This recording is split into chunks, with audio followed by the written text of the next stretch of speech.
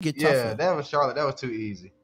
It's going to get tougher. But let's get back into the NBA topics because I want to do those trivia questions in between. But NFL, this is according to CBS Sports. So I had to write down this list.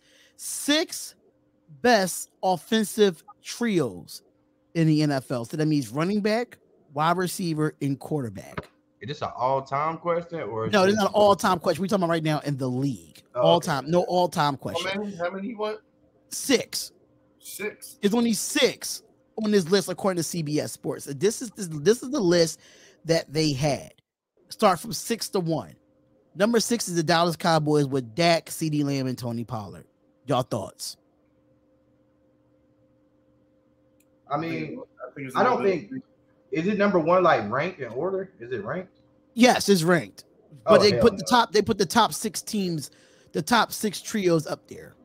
And they had number 6. I mean, maybe because I just can't because you got Dak in there, bro. I can't. You better off throwing Cooper Rush in there before you say Dak. I don't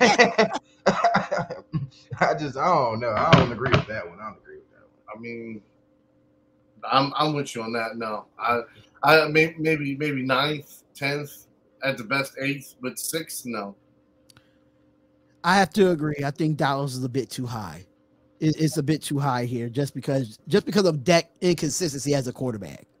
That's the. I think if Dak was having the years that he was having, we could have a different story. Might say be higher, but Dak is mediocre at this point. So, I mean, I think it's too high to be number 6. Number 5 is the Los Angeles Chargers with Herbert, Eckler, and Keenan Allen.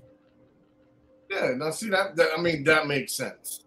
That makes sense. I mean, you have a wide receiver that could be on any team, and he's going to get between 800 and 1,000 yards almost locked. Right. He's going to have 8 to 10 touchdowns. Like, and again, Eckler, he'd be on any team, and he's going to get you 800 to 1,000 yards guaranteed. Yep. And Herbert, same thing. You stick him with any team, and he's going to get you 8 wins, or damn near close to it. I like that. I agree with that one. I think even though that I am a Raiders fan, but I gotta be completely honest. I mean, Keenan Allen is one of the most underappreciated receivers in the league, in my opinion. I just feel like people. Keenan Allen played decent last season, but me personally, I remember watching them play the Browns. Mike Williams is a sleeper on that team, bro. Like he helps Keenan a lot on that team. He steps up big, makes some big catches. He helps Keenan out a lot. I feel like people sleep on how much Mike Williams weighs in that offense. If Mike Williams can stay healthy, I think that's the issue. If Allen and Williams can stay healthy at the same time, they're deadly. They're deadly. But then you got Austin Eckler, dog. I mean Herbie. You know he Herbie. So I can agree with that one. I like that.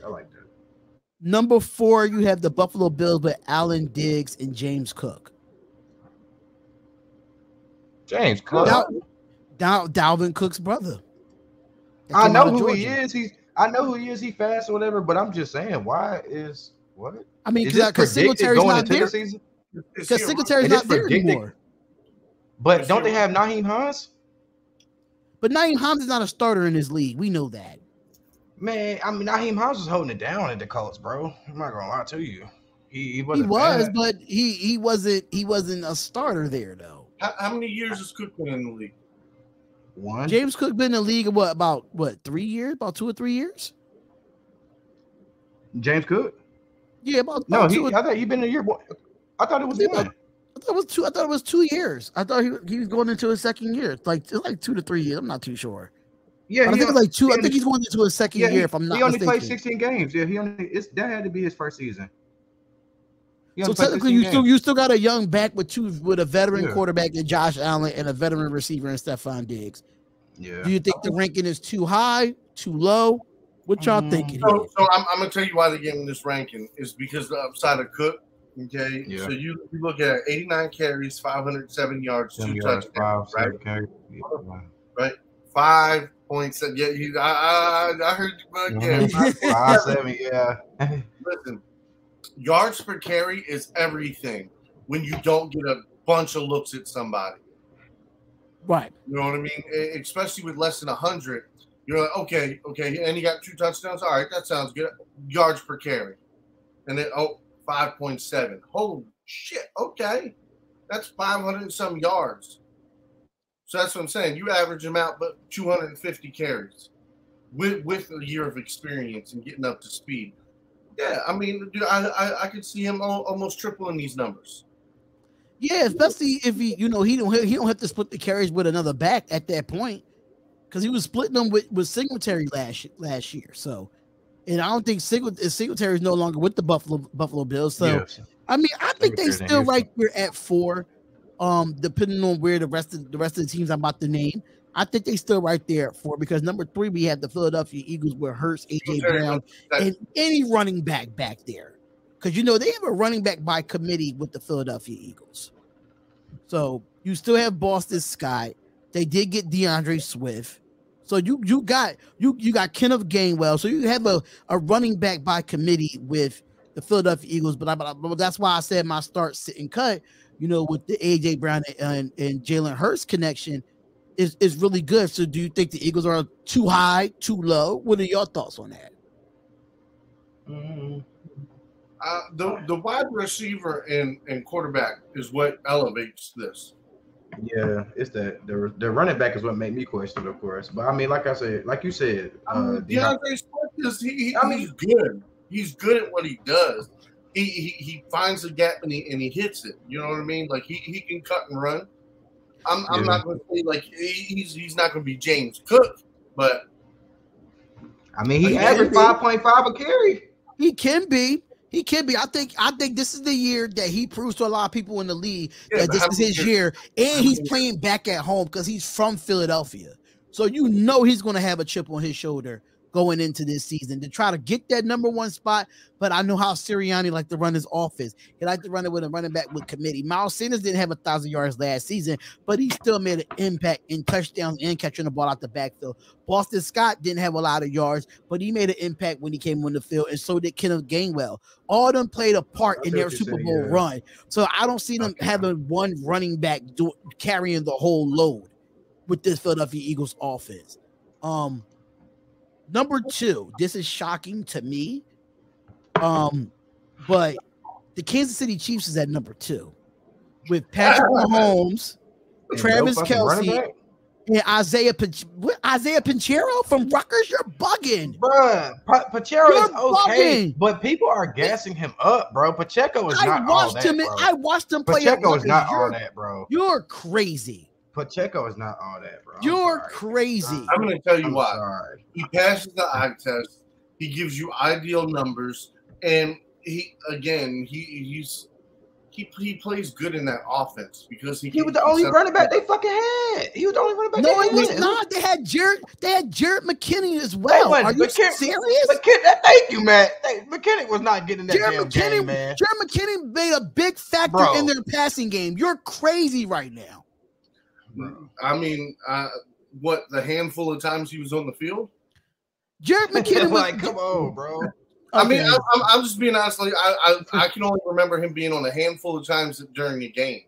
Like he was more of the reserve back that they used for certain schemes because Eric Bellamy wanted that to scheme some shit up and use McCann, use him, and instead of the rookie because again he's a rookie.